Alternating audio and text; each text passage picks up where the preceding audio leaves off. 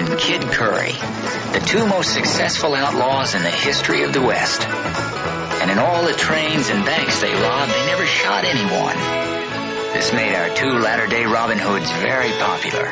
Imagine if you got a last Smith and Jones meet Biggles. What would you get?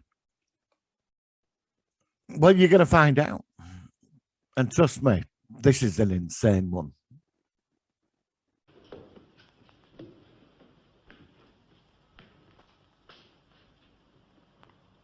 Captain Eric von Starline.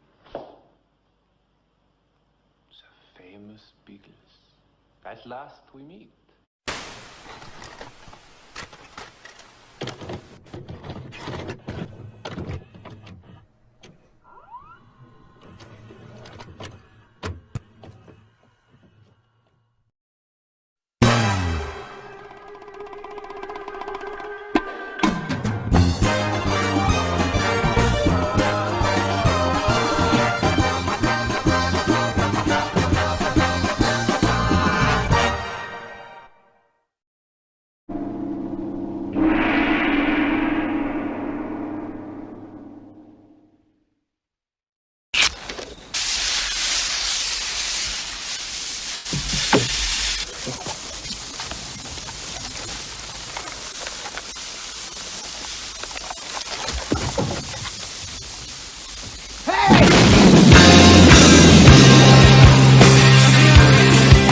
Can't use that much, Barney.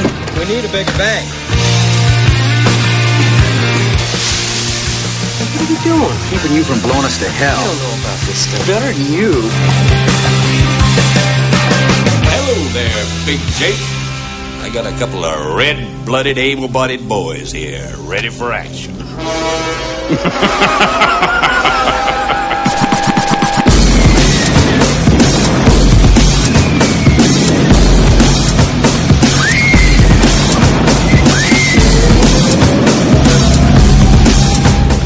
Flügelbombe abwerfen!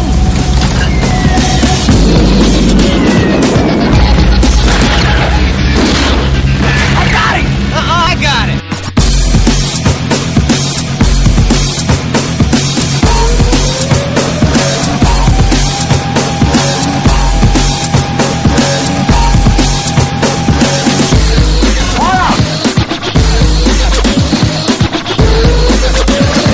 This is it, Luke!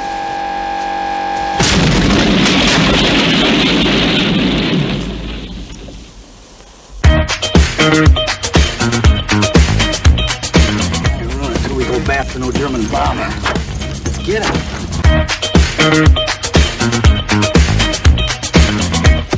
This is a Gunbus.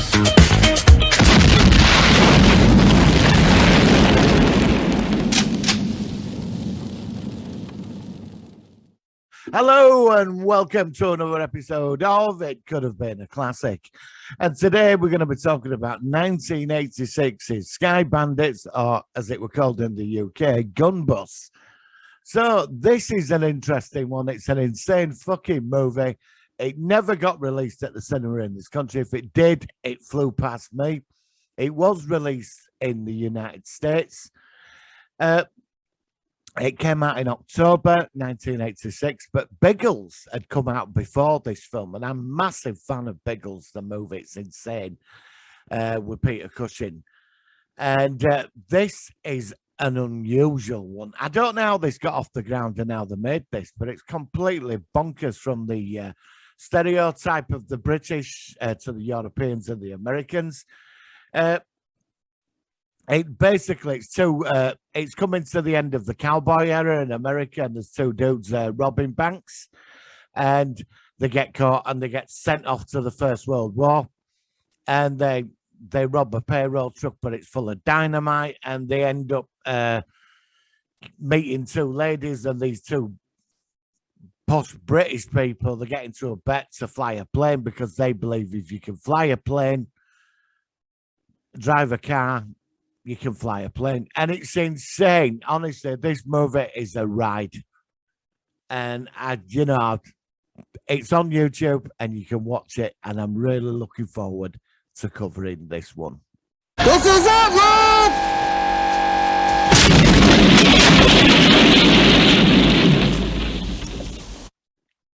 In 1986, a film, it was called Skybandits. Well, in the UK, as I was saying before, it was called Gunbus, which I don't really know why. Now, I saw this on video.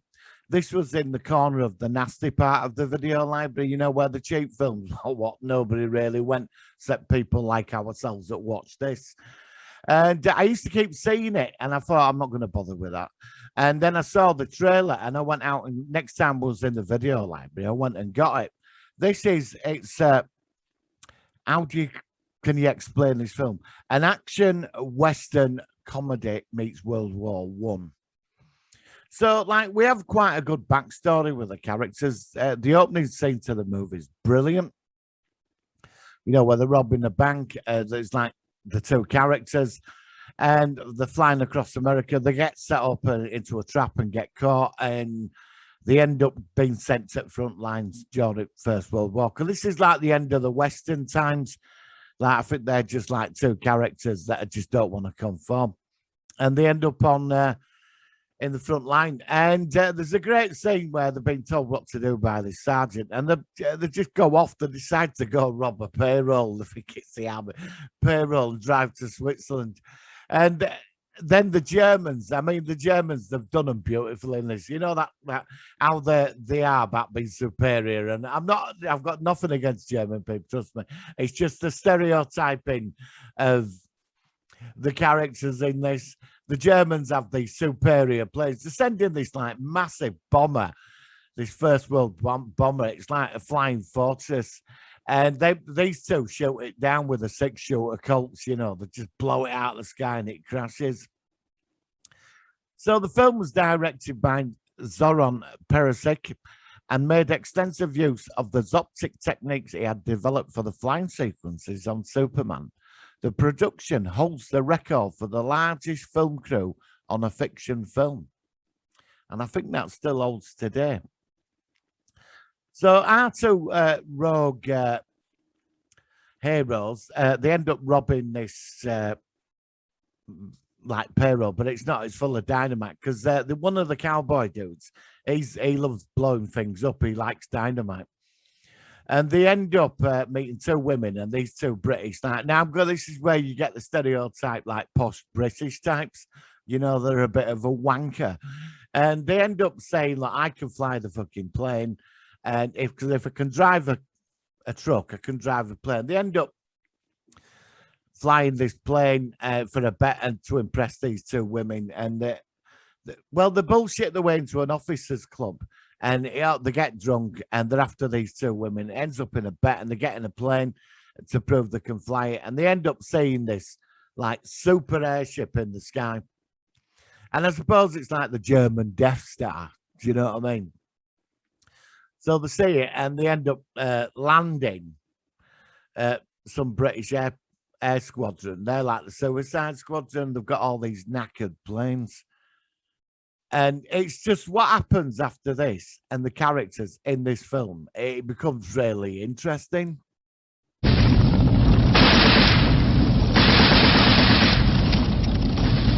Great landing, pal, but this don't look too safe. The safest place around. So our two hapless heroes end up joining the Suicide Squadron. They've got no planes, they're all knackered. And there's some crazy characters in this. Now, fucking Rodney from Only Fools and Horses in it. I don't know why really in this, really, because he just plays this mechanic. But one of the interesting ones is an actor played, what was his name? Ronald Lacey. He always played a German, didn't he, back in 60s, 70s and 80s. He was like stereotyped as the German. We were in loads of like war movies or the dodgy European villain. Well, he's the mechanical genius because they won't give this squadron any new planes. All the planes are knackered, right? I mean, they're just and then you've got like the other squads that are right posh and they've got alt resources, and they're classed as a joke. And this Fritz dude, right, the engineer, right, he thinks he's something happened. He banged his head or something, and he thinks he's German. Right. but he's working for the secret British squadron that's pretending to be German. Right. And he's like, Ronald Lacey plays this character marvelously. And meanwhile, the baddies, like this German colonel who's got this like airship, it's like the Death Star. And he's got guns and they've got mines like, you know, like balloon mines and all this. And they're just going around leveling everywhere. This thing's massive. He's got weapons all over it. And the head of the British squadron, he just wants to take it out. Now, you meet the characters. You've got one who smokes a big, he's got a monocle on and he likes to toast. You've got Rodney he's like the common man mechanic. You've got the head of the squadron. He just like obsessed in destroying this airship. And you get these like insane characters, and these two join up, and they're planning to do a run over these two women and go to Switzerland and probably try and rob the Germans as well. And it ends up where they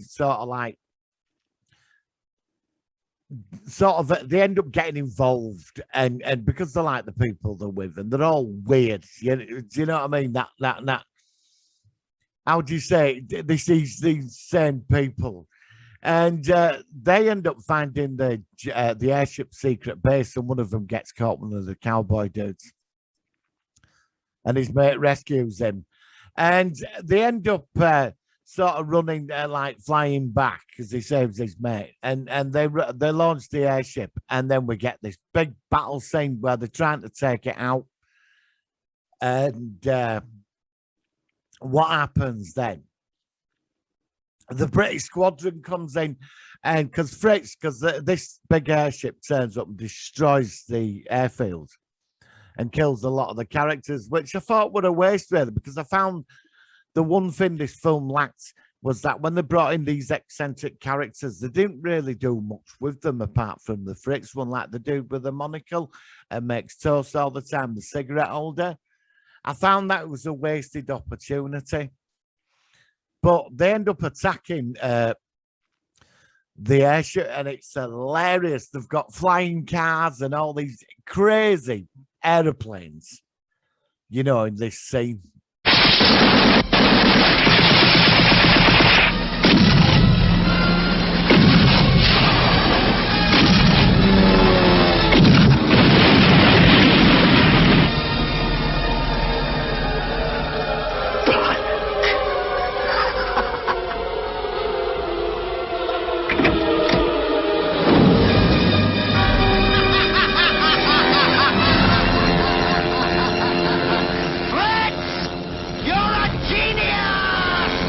So, like, they land on top of airship. There's the shootout with the two heroes, and they got some dynamite, and they catch the top of it, and they tell this, like, colonel, saying, look, if you don't land the airship, we're going to blow you to kingdom come. And that's basically the end of that scene. And it finishes, the film finishes. It finishes where, like, they've got back from the war, and they're robbing banks in America, but this time they're using an aeroplane. And they go back to the town where they were set up, and they leave a note. And when they're being chased by the posse, they fly off in a plane. Now, there is problems with this film. Firstly, it cost $18 million to make. And it is a bit dated. I have to admit, it is a bit dated watching this. But there is something in this film which, now you're going to ask the question, could have this been a classic? I think, yeah, because I think this could be remade. Now, Here We Are could have been a classic. We go between the lines of cult movies and mainstream movies. We try to go a bit below to look for that thing that's got something. And this film has it in tons. I mean, the humor in this film is really good. You know, even the actors are all high quality. You know, the two heroes, their relationship, the buddy thing, it is very credible. And the film is an absolute joy to watch. I mean, I watched it the other night and I really enjoyed it. Now, there is a few ways, like I was saying earlier, there should have been more focus on the weird characters at the British airfield. I mean, the villain is your standard stereotype. He wears alt leather, long leather coat, and he's superior and smug, you know, and he's going to win the war. And then you get the unknown factor that comes in, the two heroes that don't put up with the bullshit from these people, you know, and they bring him down, which all that works, you know, it really works. I mean, there is a love scene with this on a bridge. I mean, it's bloody cheesy, and the music is just overbearing. You're cringing at the scene. But the film does lack something. There's something slightly missing in this movie, and you notice it from when you're watching it. You know, and there's something slightly missing. I think there were opportunities in this film what they really missed out on. But for what we got, and this cost 18 million quid back then, this was 1986, and it only made a box office of 2,295,000. You know, it's such a shame, but I can understand why people won't get this film. You see, for us in the UK, a lot of video releases came out because in America they have like these cinemas where they show all these type of films. We don't here. I mean, we have like cult cinemas and the odd independent one, but you wouldn't have seen this at one of our cinemas. Not all. Now, is this a cult movie? I've looked into it. There ain't much about it. And I did look for some reviews to get some information. You know, but I think I'm first one to do, you know, a review on it. But I've never forgot this film. This is one of these films where you will always remember it. The film was released in the US at Sky Pirates' $3.5 billion ad campaign, but the film was a financial failure. In 1,335 theatres in the United States, the only wide release that weekend grossed 1 million summer.